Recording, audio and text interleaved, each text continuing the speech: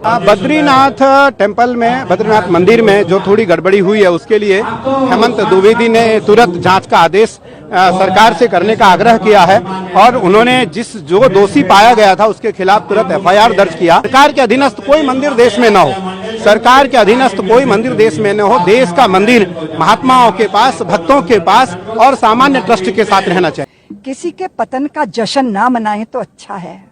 Badrinath temple में, बद्रीनाथ मंदिर में जो थोड़ी गड़बड़ी हुई है उसके लिए हेमंत द्विवेदी ने तुरंत जांच का आदेश सरकार से करने का आग्रह किया है और उन्होंने जो दोषी पाया गया था उसके खिलाफ तुरंत एफआईआर दर्ज किया। उत्तराखंड सरकार संवेदनशील है। उत्तराखंड के यशस्वी मुख्यमंत्री पुष्कर सिंह धामी जी इन कार्यों में सबसे आगे रहते हैं और कोई गड़बड़ी नहीं आने देंगे उत्तराखंड में। ये सरकार का संदेश भी है, आदेश भी है, निर्देश भी है और जनमानस से अपील भी है।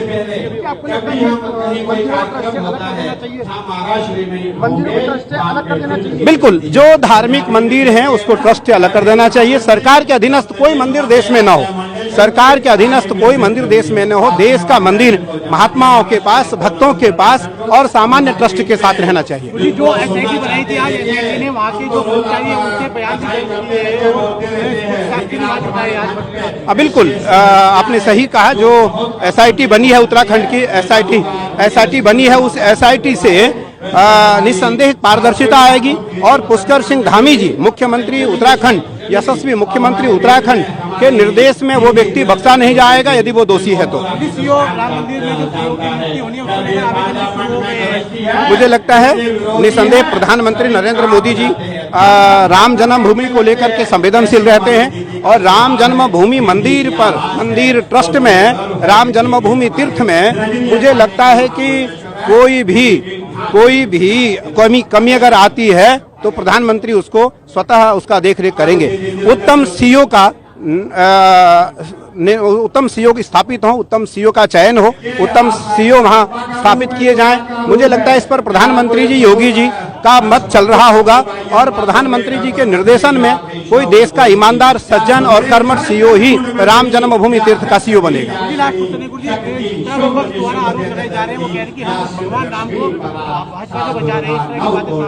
देखो, ये विपक्ष है। विपक्ष तो मंदिर बनने के समय भी हल्ला कर रहा था और वर्तमान में भी हल्ला कर रहा है, आगे भी करता रहेगा। विपक्ष का काम है।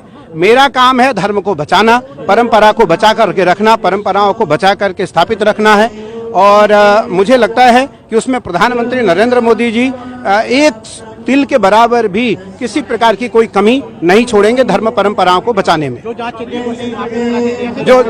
चल रही है, क्योंकि योगी जी के नेतृत्व में, योगी जी के देखरेख में वो जांच चल रही है, तो उस जांच में कोई कमी कभी आएगी ही नहीं और मैं आश्वस्त हूँ, मैं विश्वस्त हूँ, मुझे पूर्ण विश्वास है नरेंद्र मोदी प्रधानमंत्री जी के ऊपर और योगी आदित्यनाथ जी के ऊपर। देखिए, जो भी कुछ मामले सामने आ रहे हैं, मैं सब समाज से ये निवेदन करूंगी कि सब जो भी धर्म के जगत में हो, राजनीति के क्षेत्र में हो, अगर बचपन संस्कारों से सींचा नहीं जाएगा ना तो इस तरह की घटनाएं हमें शर्मिंदा करती रहेंगी। हम भारतीयों के बच्चे तुलसी के पौधे माने जाने चाहिए और उनको संस्कारों के गंगा जल से सींचा जाना चाहिए।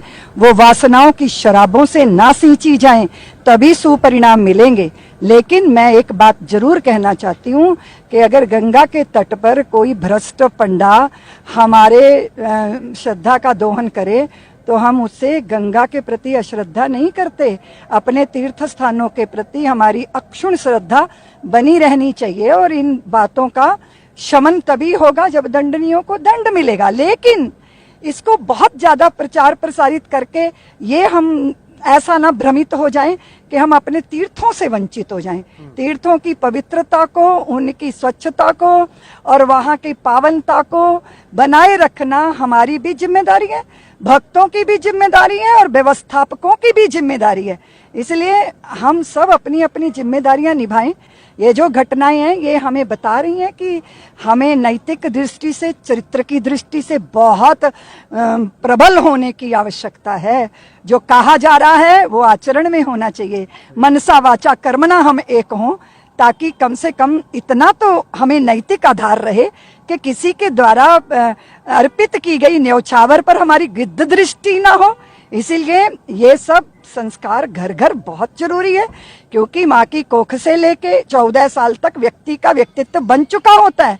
वो जहां जाएगा अगर वो चरित्रवान है तो वो किसी दूसरे के धन पर कभी दृष्टि नहीं रखेगा, लेकिन अगर उसकी आधार भूमि गड़बड़ है, बुनियाद ही खराब है, तो जहां जाएगा वहां तो एक बेईमान को नौकरी से हटा दिया गया, तो ये था कि भाई इसको कहाँ लगाएं, ये हर जगह बेईमानी करता है, तो बोले अब इसको लगाना तो है तो लहरें गिनने के लिए लगा दो, वहां तो इसको बेईमानी करने का कोई अवसर ही नहीं मिलेगा। तो पता चला तट पे बैठे रहो, लहरें गिना करो। तो अब उस आदमी ने वहां भी रास्ता निकाल लिया, उसने नाव वालों को रोक दिया, बोले तुम नाव लेके आते हो तो मैं लहरों की गिनती में गड़बड़ हो जाती है, तो मुझे कुछ दो तब मैं तुम्हारी नाव आने दूंगा। तो भाई ऐसा व्यक्ति तो जहां भी खड़ा कर दोगे, वो राजनीति का क्षेत्र हो या मंदिर का क्षेत्र हो, तो यही दुष्परिणाम आएंगे। इसलिए जिम्मेदारी हम सबकी है। और एक बात कह दूं, हो सकता है आप लोग मुझे ट्रोल करवा दो, पर करवा दो, अब मैं क्या करूं। किसी के पतन का जश्न ना मनाएं तो अच्छा है, उसका समाधान ढूंढें। जहाँ भी कहीं गड़बड़ी होगी वो जरूर उस पर कार्रवाई होगी। और ये मैं कह सकती हूँ कि धर्म के साथ जो भी खिलवाड़ करेगा उनके ऊपर कठोर से कठोर कार्रवाई होगी।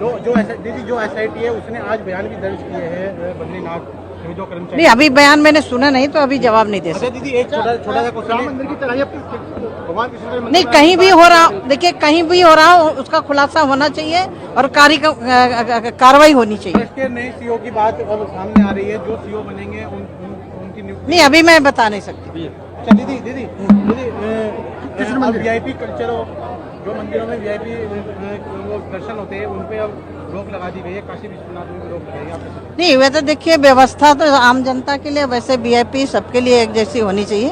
और मुझे लग रहा है ये बहुत अच्छी, लेकिन उसको भी अच्छी व्यवस्थित, मैंने देखा वृंदावन में बहुत अच्छी व्यवस्था कर दी है। तो कहीं भी हमारे तीर्थ क्षेत्र हैं वहाँ अच्छी व्यवस्था हो, जिससे आम जनता की पहुँच हो और आम जनता श्रद्धा से भगवान का नमन कर सके। अच्छा दीदी